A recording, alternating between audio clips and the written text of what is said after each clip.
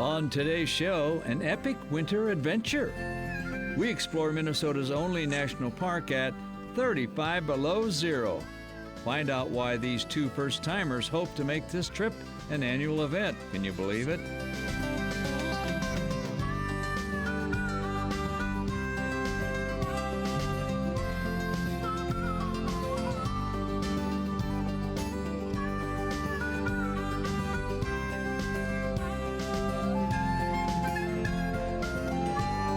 Minnesota Bound, presented by Connecticut Water Treatment Systems. Hi everybody, Bill and I welcome you to Minnesota Bound. You know, everyone knows that I've had this winter camping sort of sickness for a long time. It started with Boy Scout Troop 570 like 40 years ago. It is kind of an illness, isn't it? Sorry. But part of the challenges with people who enjoy winter camping are coping with and overcoming extreme temperatures. Yes, snow can be one thing, but severe cold, that is a very different story. So cold and so lonely. Minnesota Highway 53 appears a snowy road to nowhere. Lake Kabetogama country. Minnesota's gateway to the only national park accessible only by water. This time of year, you better like ice in your drink. 35 below, please.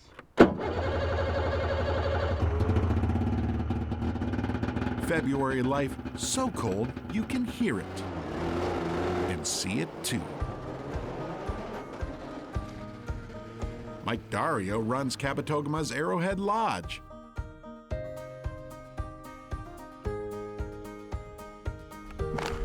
Cold gear today. Negative 35-degree temps got Mike and me thinking. What if we pack up and leave lodge life behind for the park's widely unexplored corners? It's really easy not to do it. So you gotta have the gear that you need to get it done. Oh, we've got gear. Sled loads. Let's see if she goes. Snowmobiles too. One for Mike, another for me, and a third for Mike's cousin. Yeah, it's really the warmth of the trip. Wouldn't you agree? We appear ready to tackle the kind of cold environment where touching bare metal literally burns skin. Let's go camp. Yeah, we have a great trail system here. Park maintains 110 miles of groomed and marked trails.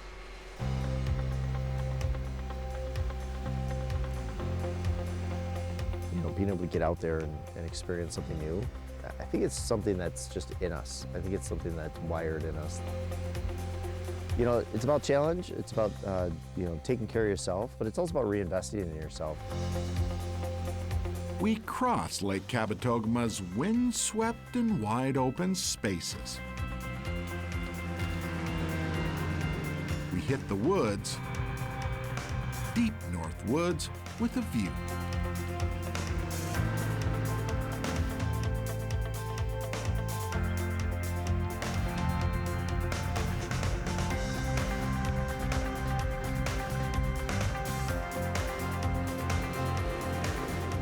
Some of the scenery you take in, you know, you're in the middle of the woods and everything's really dense and covering you. And all of a sudden you come out on an interior lake and it's just vast and it's open. The park itself, it's to me, it's almost never ending. Like there's so much here if you want it.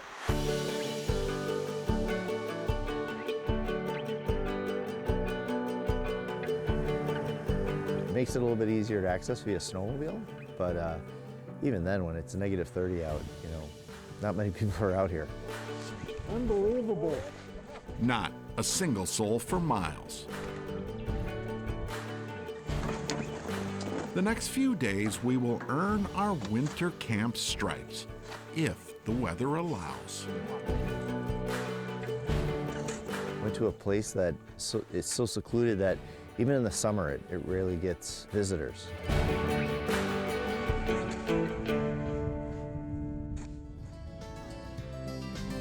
Coming up, campers tuck in for the night at 35 below zero, and cold weather leads to hot fishing. Really? Minnesota Bound is brought to you by Connecticut Water Treatment Systems, Ice Castle Fish House and RV, Star Bank, and by Strike Master.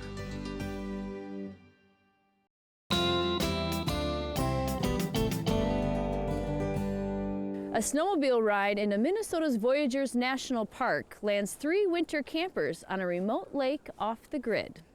Now comes Winter Camp's work. Life off Minnesota's winter grid looks like this. 3 adventurers, or should I call us voyagers, pull into a remote lake buried somewhere in Minnesota's only national park. Unbelievable. So my advice is we shovel before we eat. Oh yeah. Mike Dario and Bobby D'Antona always dreamed of winter camp. We'll just kind of shovel maybe one direction, and that'll clear out a spot for the teepee. Little did they know their first night would come during a cruel Arctic blast. I was excited, like it was a fort. We shovel up to hollow out a snow cave. A shelter of simple equation. The more you dig, the bigger it gets. I don't know what to name it. It's gotta be good. Meanwhile, Bobby hammers out his home, a one-man hot tent with wood stove heat. Meanwhile, the big teepee goes up as a gathering spot. Oh, snap. A kitchen, social center, and safety zone immune from this extreme cold. And with the sun and temps dropping, tonight's tale becomes rather singular. Almost there. For real? No. A story of shelter and settling in. In a survival situation, that would be an amazing shelter. Something about fire is just psychological. And much needed with temps tonight dropping to 30 below zero or colder. I love it. I'm right where I'm supposed to be. This is off the hook.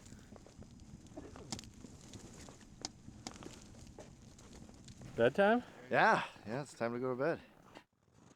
This is my first time building a Quincy, and it's my first time doing it in this type of temperature too. So, a couple of firsts. You know, I'd love to be able to inspire others to do it and show them the way and show them how. As exciting as it is, it's also a little daunting and a little scary, but you know, mind over matter at this point. Oh no, this isn't nuts at all. To me, this is like, I wonder how I would make this happen. And it's happening. So it's all in the mind. It's all in the mind. Good night, everybody.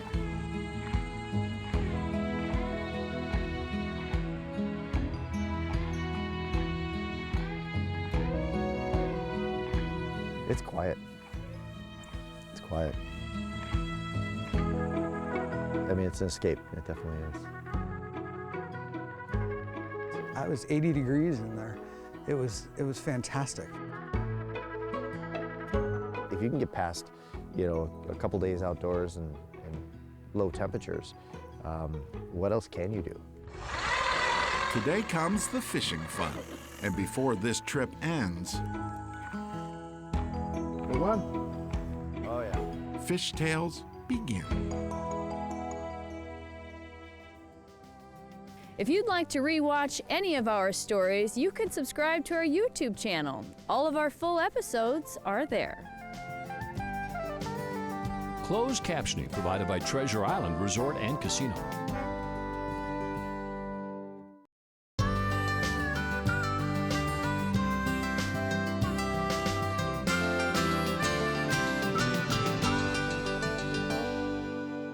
Last February, we tackled winter camping in Voyageurs National Park during record-breaking cold. Fun stuff. After we sleep in, we decide to leave camp behind to explore one of the park's little-known secrets. Not even cold cliches could help on a frigid morning like this.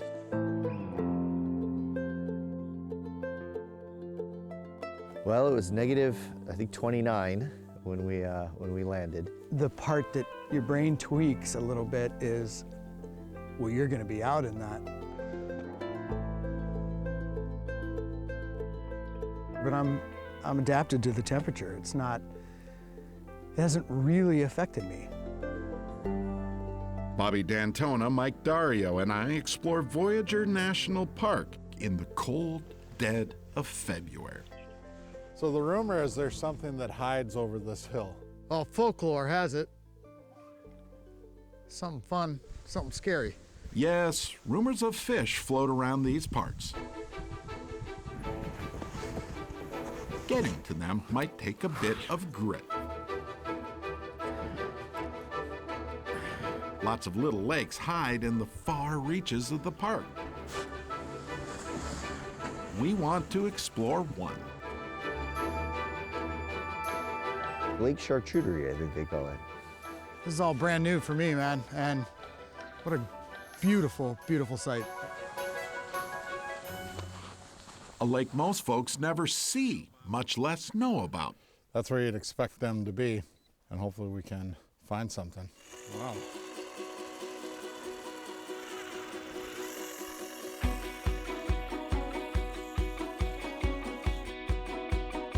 You know, you hear these legends of people going to get fish. I mean, they're here, man. That was easy. Everywhere we went, we caught fish. They were small, but it was fun. Might be a little guy, but got the fun out of him. There you go. Come on. Here's the thing. If you put in enough work and enough time, It was a decent sized blob. magic happens. Big one. Got him. Got him. yeah. It's a pike. Oh, no. A cruel Northwoods trick adds yet another chapter to the legend. What'd you do? Got away. Something big. I went to adjust my pole, and there she went. I'd rather go and, lose something than go and never have a bite at all. Just one more layer of adventure. And that might be why we tackle such tricky trips. It's easy to camp when it's warm. Challenge yourself. This is, I've needed this.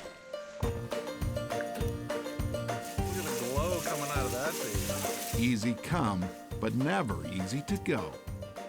With comfort like this. How are you holding up, Mike? I'm doing well. A frigid trip that warms hearts. Thanks. No, that's amazing. Great to just be out here by yourself and just take in the quietness. Nature is such a recharge, and this is such a recharge in such a different way. The group came together, and each one of us had something to offer each other. And that collection of things is what's most powerful.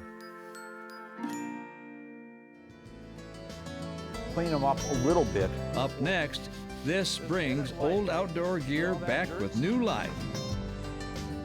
Minnesota Bound is brought to you by Cass Lake Chain of Resorts, Hewitt Docks Lifts and Pontoon Legs, and by Totem Resorts, the premier destination for world-class fishing. Old skis, they sort of seem to be a thing these days, right? They are, and a long, long time ago, people used them, of course, for transportation. Yeah, nowadays it seems people are trying to bring those old skis back to life.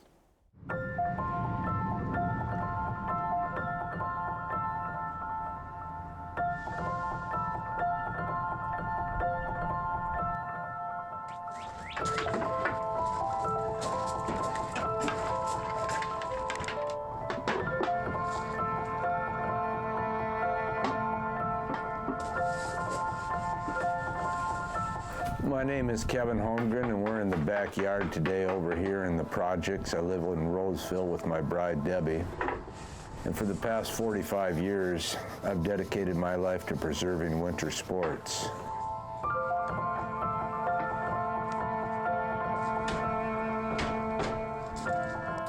Here comes the sun.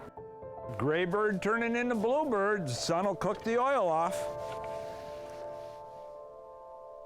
40 years ago, when my bride and me went out to Steamboat Springs, we would see skis hanging in bars and restaurants and condos kind of at an X above the fireplace. And then we went to the antique stores, and seeing that they wanted a fair amount of money, what we thought for them.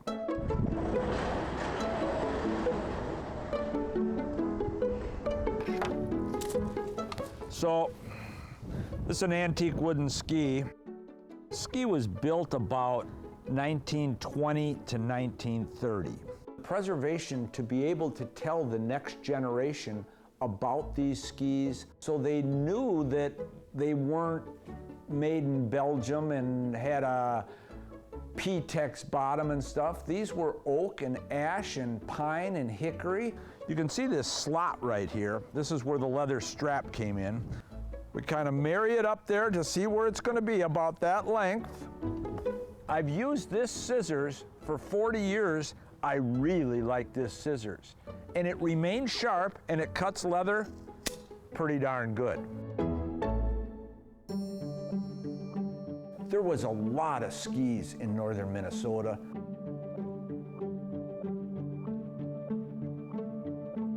Anybody who you talk to who's a mountain junkie, they're going to say, we live to ski. But the people in the old days, they skied to live. They used these skis as a tool to get from point A to point B a little faster.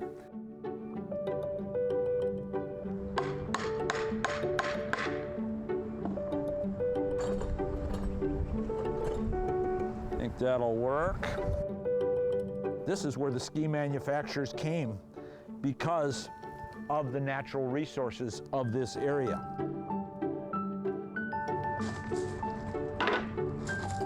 We do our supplies here. Got some gloves, got them at a garage sale, $1. What we want to do first is clean them up a little bit before we get the oil to them. So we take our steel wool, just hit it lightly. See all that dirt? See that dust right there?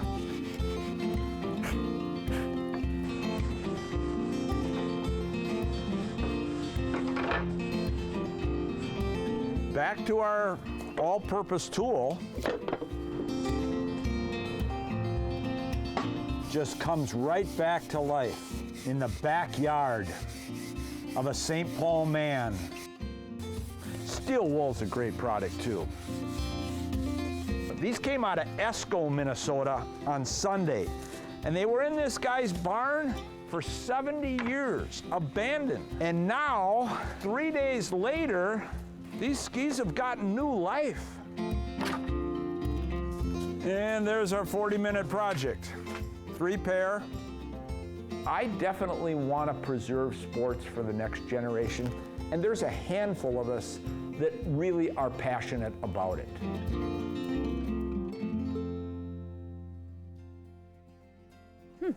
Beautiful work, and collectible too. Absolutely. Well, that about does it for us. We hope to see you back here next week. And in the meantime, don't forget to introduce a kid to the great outdoors. Transportation provided by Premier Transportation. Call 1-800-899-7433. To get more Minnesota Bound, including full episodes, go to mnbound.com. And to follow our latest adventures, like us on Facebook.